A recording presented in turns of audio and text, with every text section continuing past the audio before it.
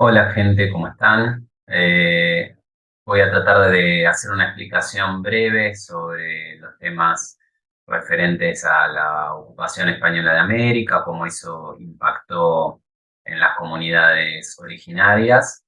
Brevemente explicar el sistema que adoptaron los españoles para administrar sus dominios coloniales y todo esto con apoyatura de un mapa conceptual para después poder trabajar sobre esta temática. Bien, bueno, en principio vamos a partir de la base en la que ya todo el continente americano o todos los pueblos originarios del continente americano han sido sometidos por parte de los españoles y ellos han ocupado la conducción, digamos, los espacios de conducción y de dominio de las antiguas civilizaciones americanas. Los territorios americanos están en este momento ya bajo el dominio español. Bien, los españoles establecieron en sus dominios americanos, especialmente en las zonas que ya estaban pobladas, donde existían poblaciones nativas, poblaciones indígenas u originarias de América, establecieron un sistema que fue modificándose paulatinamente, pero que en principio aprovecharon la organización de las grandes civilizaciones que ya existían y simplemente modificaron las cuestiones, los puntos específicos en los que ellos consideraban o necesitaban obtener cierto beneficio. Es decir, por ejemplo, tomaron la organización del Imperio Inca, que se basaba en una idea de redistribución de la producción, o mejor dicho, del excedente de producción, aquello que no se consumía, digamos, todo lo que las aldeas de campesinos incas producían y que excedía aquello que ellos necesitaban consumir, era enviado a la capital, donde el emperador, el Inca, que así se llamaba, y sus administradores se encargaban de repartir eso, administrarlo y proveer a los lugares, a aquellos lugares del imperio donde hubiese escasez. Es decir, si en una provincia sobraba comida, esa comida se enviaba a la capital la enviaba a cubrir las necesidades alimentarias de otra provincia donde la comida faltaba. Si en una provincia sobraba madera, esa madera iba a la capital, y si en otra provincia era necesario, andaba faltando madera y no tenían para construir casas o lo que fuera, se mandaba esa madera para la otra provincia. Lo mismo funcionaba con el trabajo. Cuando hacía falta hacer obras en alguna provincia del imperio o en la capital o en alguna ciudad, el emperador reclutaba hombres en edad de trabajar de las diferentes aldeas y los llevaba a trabajar por el lapso que fuese necesario. Generalmente no se extendía más allá de un año, podía suceder que se extendiera hasta 2 años como máximo, pero esos hombres estaban sirviendo al emperador y de esa manera, y al imperio, y de esa manera se consideraba que su trabajo correspondía ser compensado. Como se extraía de cada aldea, al extraer una persona, al extraer un hombre para trabajar, se extraía un trabajador de esa aldea, se compensaba con alimento y producto a esa aldea a cambio del haberle quitado la mano de obra de esos hombres, de esos trabajadores. ¿Sí? Es decir, el imperio llevaba a los trabajadores, dejaba a cambio una compensación que consideraban medianamente equivalente a lo que ese trabajador produciría en un año. Y además, bueno, esos trabajadores iban rotando. ¿Sí? Si un año iba uno de una aldea, luego al año siguiente se tomaban trabajadores de otra aldea y así sucesivamente. Además, por supuesto que esos trabajadores se los alimentaba y se los tenía con todas sus necesidades cubiertas durante el tiempo que se la pasaban trabajando para el imperio. Bien, este sistema de redistribución y de servicio recíproco, es decir, que como hoy a vos te sobra y me das a mí, mañana te falta y yo voy a tratar de compensártelo. Este sistema que tenían los incas, los españoles lo van a volar de plano.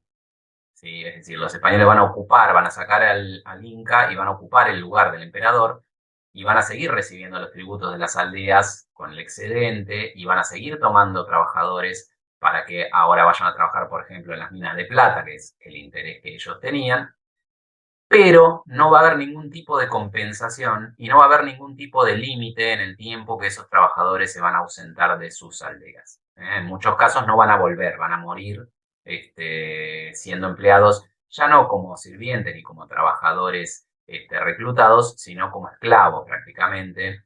Van a recibir pésimo trato, van a ser golpeados, azotados, maltratados, mal alimentados, se los va a poner a trabajar en condiciones totalmente dañinas para su salud y muchos van a morir. Para que se den una idea, la principal actividad que se hacía en esa zona era la extracción de plata, de mineral de plata de la mina de Potosí y de mineral de mercurio en la mina de Huancavelica, que el mercurio se utilizaba en aquella época como el método más común de separar el mineral de plata de la plata, o de alguna manera decir, de refinar la plata, ¿no es cierto? Uno cuando sacaba eh, el mineral de la mina de plata, salía una piedra que dentro del volumen de esa piedra había una parte que era plata y otra parte que era distintos minerales que estaban todos agarrados. Entonces la manera que en ese momento más común de separarlo era ponerla en mercurio caliente y al derretirse la plata en el mercurio se separaba la plata del, del mineral de roca, digamos. Y cuando el mercurio se enfriaba, la plata quedaba, la plata no se mezcla con el mercurio, queda aparte, entonces la plata quedaba por un lado, se volvía a solidificar y quedaba en bloques o en pepitas, y el mineral quedaba aparte por su lado. Entonces quedaba refinada de esa manera la plata. El mercurio en sí mismo ya es un mineral sumamente tóxico para el ser humano. Es un mineral que a temperatura ambiente está en estado líquido. En cuanto sube un poquito la temperatura ya se vuelve gaseoso y ese gas, ese vapor de mercurio se aspira por las fosas nasales, por la boca, va a los pulmones y es lo que se llama un metal pesado que el cuerpo no lo puede eliminar y permanece dentro del cuerpo envenenándolo para siempre. Y a medida que uno tiene más contacto con vapor de mercurio, más mineral de mercurio, más mercurio va a tener dentro de su cuerpo. Este, baste decir con eso que el nivel de muertes que había en las minas de mercurio era altísimo. Si a eso sumamos que tanto en las minas de mercurio como en las minas de plata se encontraban a gran altura en las montañas, los trabajadores, los indígenas que eran empleados para trabajar en las minas, se los hacía ir a zonas muy altas de muy baja temperatura, con grados de temperatura bajo cero, luego se metían en el ducto de la mina dentro de la tierra y allí la temperatura aumentaba y cuanto más profundo iban, más aumentaba la temperatura. Muchas veces necesitaban quitarse su ropa de abrigo porque tenían mucho calor ahí adentro y luego cuando transportaban el mineral después de haberlo minado, lo subían en una especie de elevadores y ellos iban en esos elevadores con el mineral y lo sacaban de vuelta, estando prácticamente sin ropa, sin abrigo alguno, salían de vuelta a los menos X grados que había en la superficie. Y ese cambio de temperatura permanente, los malos tratos, la falta de alimentación, las malas condiciones en las que se los tenía, generó que la mayoría morían dentro del año o dentro de los 2 años de ser empleados en las minas. Esa era la expectativa de vida, digamos. Más de eso no sobrevivían, morían. Eran muy pocos los que sobrevivían más de ese tiempo. Y en muchos casos, los que sobrevivían más de ese tiempo morían al año siguiente o al otro porque no los dejaban volver a sus pueblos o sus aldeas. Es decir, tomaron la parte que les servía del sistema, del esquema incaico y lo modificaron a su beneficio y eso rompió completamente con el funcionamiento social de los incas. ¿Sí? Pasaron a ser directamente un pueblo de esclavos y muy maltratados, por otra parte. A eso también tenemos que agregarle que lo que acá en el mapa marco como imposiciones. ¿Qué son las imposiciones? Los españoles cuando toman el control de Perú, en este caso, imponen, por un lado, el culto cristiano, obligan a los indígenas a rendirle culto al dios cristiano y a seguir todos los preceptos y los mandamientos de ese dios cristiano en cuanto a la vestimenta, en cuanto a los rituales, en cuanto a un montón de cosas. ¿Sí? Si no lo seguían, los maltrataban, los azotaban, los castigaban y eventualmente los podían llegar a matar. Al mismo tiempo que los obligan a aprenderse la catequesis, a aprenderse la religión cristiana y a adorar al Dios cristiano y seguir todas esas costumbres, prohíben todo tipo de ceremonia religiosa que no que no sea cristiana. Entonces les impiden rezar a sus dioses, les impiden sostener sus tradiciones, que a veces tienen que ver con lo religioso y otras cosas otras veces ya tienen que ver con un fanatismo que tenían los españoles en ese momento por el catolicismo, que cualquier cosa que ellos desconocían o que veían que tenía alguna cierta veneración por parte de los indígenas, era visto como un rito pagano o satánico y entonces se prohibía y el que lo hacía obviamente lo mataban. Un ejemplo de esto es, por ejemplo, el consumo de la quinoa. La quinoa es una planta con muchas propiedades, buena para la salud, buena para la nutrición. Hoy por hoy los científicos lo han denominado un superalimento. Bueno, el cultivo de la quinoa era muy común en esa zona del altiplano y servía para alimentar gran cantidad de población y tenía también un vínculo con la religión de ellos, ¿no? Esta cosa de adorar a la tierra, adorar a la Pachamama, y había todo como un ritual para la siembra, para la cosecha. Cuando los españoles vieron esto, prohibieron absolutamente que se cultive la quinoa. Lo prohibieron directamente. Entonces les quitaron además un alimento. Además de una costumbre, por un fanatismo religioso, le quitaron un alimento.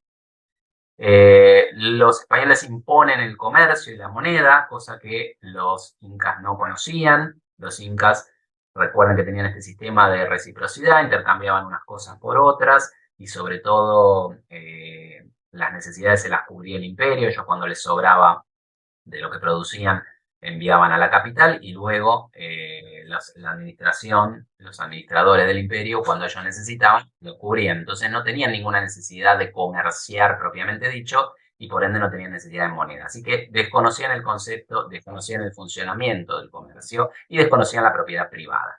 En el imperio inca la propiedad era comunal. Toda la comunidad era propietaria de sus tierras y de sus herramientas en común, nadie en privado.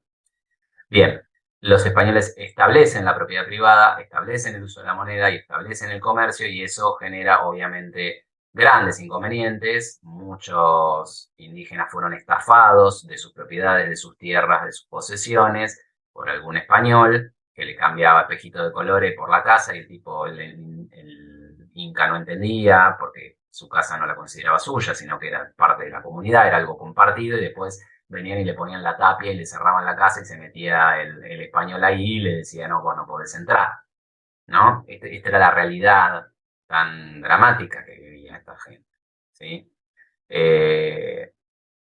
Todo eso llevó a un estado de mucha depresión. La mayoría de la población cayó en estados de depresión muy profundos y empezaron a aparecer los suicidios en masa. La gente ya no quería vivir, no le encontraba el sentido a la vida, entendían como que era el fin del mundo, dentro de su concepción del universo, entendían que era el fin de una edad, de una edad, y nada, preferían morir y ir a encontrarse con sus espíritus, sus ancestros, lo que sea, que seguir viviendo bajo estas condiciones. Sufrían depresión y bueno, eso, muchísimos suicidios, nadie tenía interés en tener hijos. A esto se suma que los españoles trajeron consigo desde el viejo continente un montón de enfermedades para las cuales ellos poseían defensas, poseían anticuerpos, pero que acá en América no existían, no habían sucedido nunca esas enfermedades, esas epidemias, y lo que provocaron los españoles es contagiar estas enfermedades a los pueblos originarios y generar grandes epidemias que eliminaban a porciones muy, muy grandes de la población.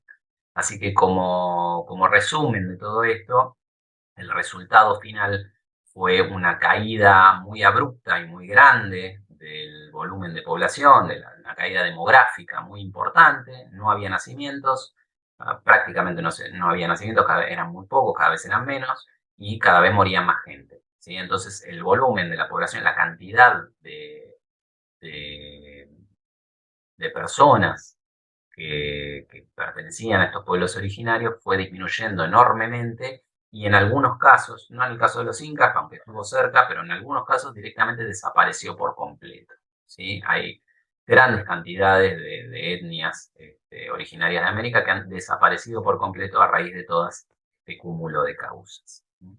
Así que cuando hablamos del impacto generado por la conquista española en los pueblos originarios, nos estamos refiriendo a esto.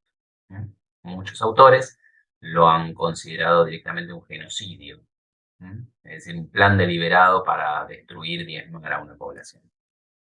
No sé si comparto a pleno esa idea, pero sin lugar a dudas fue la desaparición casi completa de muchas civilizaciones, pura y exclusivamente por ser maltratados y dominados por los españoles.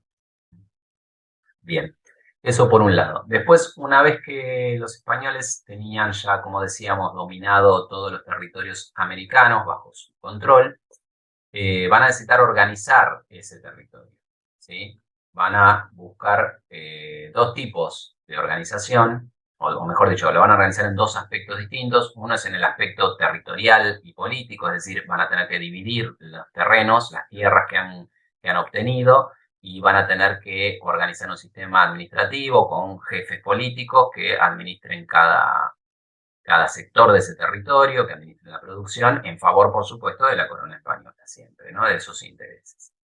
En este sentido, va a haber varias divisiones. El sistema que van a utilizar es el sistema de virreinatos, que es un sistema casi que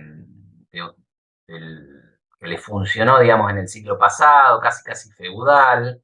Es un sistema que habían inventado en el Reino de Aragón y que funcionaba básicamente así. Como en Aragón no tenían tanta cantidad de nobles como para formar condados y ducados y armar feudos con señores feudales fuertes en sus lugares, era distinto en eso que Castilla. Lo que hacían en Aragón era, en lugar de, al conquistar un terreno o al formar un pueblo o un feudo, otorgárselo a un conde o a un duque o a algún noble, lo que hacían eran designaban un virrey, que era el virrey básicamente un representante del rey.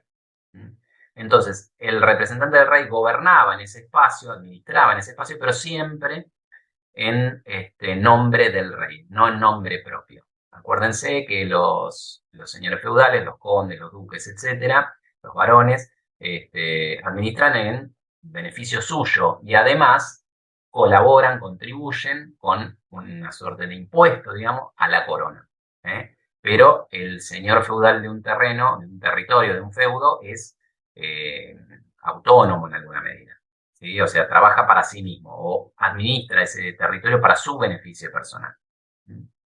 En este caso no. En este caso, el virrey administra ese territorio para beneficio del rey. ¿Se entiende? Es eso, virrey, vicerrey sería, ¿no? Como una especie de representante del rey. Que está donde el rey no está y administra el nombre del rey. Bien, en América decidieron utilizar este sistema.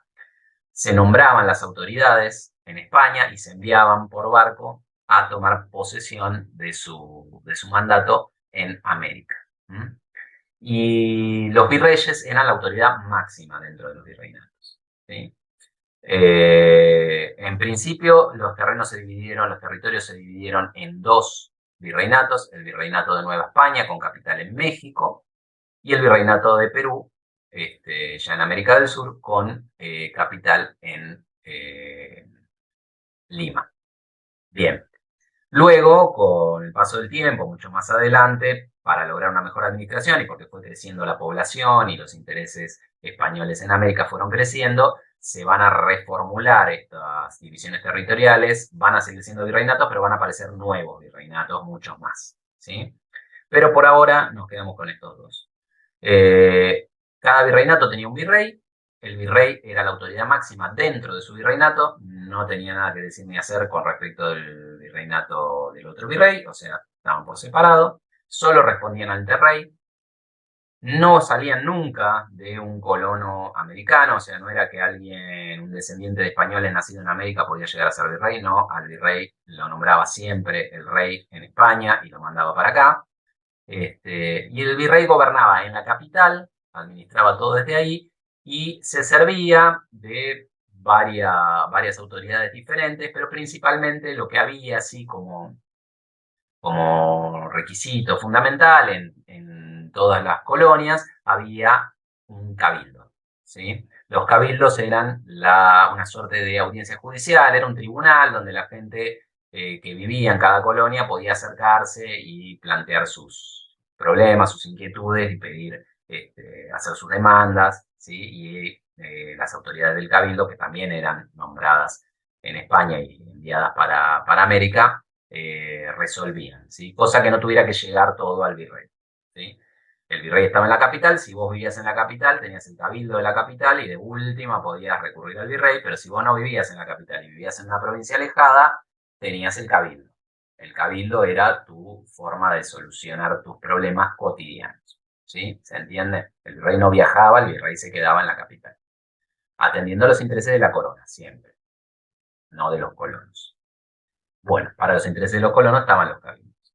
¿Sí? Esta sería como la distribución del espacio y del poder que van a dar los españoles dentro de la organización colonial.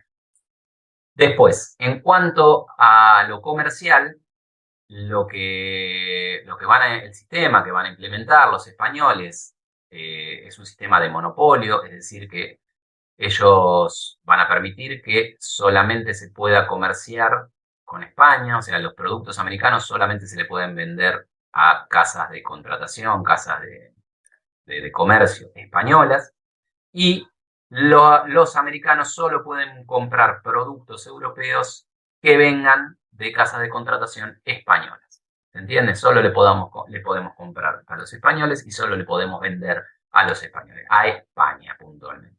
¿Sí? Ninguna colonia española en América tenía posibilidad de comerciar libremente ni con Francia, ni con Inglaterra, ni con ningún otro país, ni con Holanda, ni con ningún otro país europeo. ¿Sí? Ni siquiera podían comerciar entre sí. ¿Sí?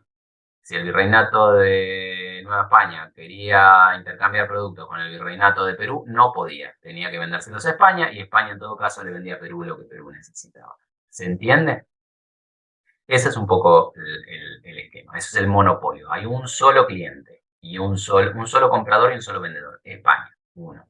Mono. Mono es uno. Monopolio. ¿Sí? Monopolio comercial. Todo el comercio en manos de España. ¿Sí? ¿Por qué hacían esto? Porque obviamente no querían que se les curra por las rendijas ni una gotita de plata. ¿Sí? Ellos tenían una política con respecto de sus colonias que no era una política de desarrollo colonial, sino una política de vampirismo, digamos, ¿no? Le chupaban la sangre a la colonia producía y los beneficios iban pura y exclusivamente a los españoles que vivían en España. ¿Mm? Esa era la idea. ¿Sí? Era realmente un sistema explotador, de explotación de los recursos americanos, no de desarrollo. Para lograr que ese monopolio le funcione, tenían un sistema que era el sistema de puerto único, porque los territorios eran muy grandes, era muy difícil de controlar. Entonces se habilitaban solamente un puerto por cada virreinato autorizado para comerciar con España. Y dentro de ese puerto solamente las personas o las empresas autorizadas por el rey, que esa autorización se compraba, eran las que tenían habilitado o permitido comerciar con España. ¿Mm? Así que ahí hablamos del puerto único. todas las mercancías, todo lo producido por la colonia española iba a la capital y en la capital había un solo puerto autorizado donde se cargaba todo en los barcos, se armaban unas flotas impresionantes que pasaban una o dos veces por año, cargaban todo y se iban para España. Y cuando volvían, vendían las cosas de España también por ese mismo puerto único. ¿Mm?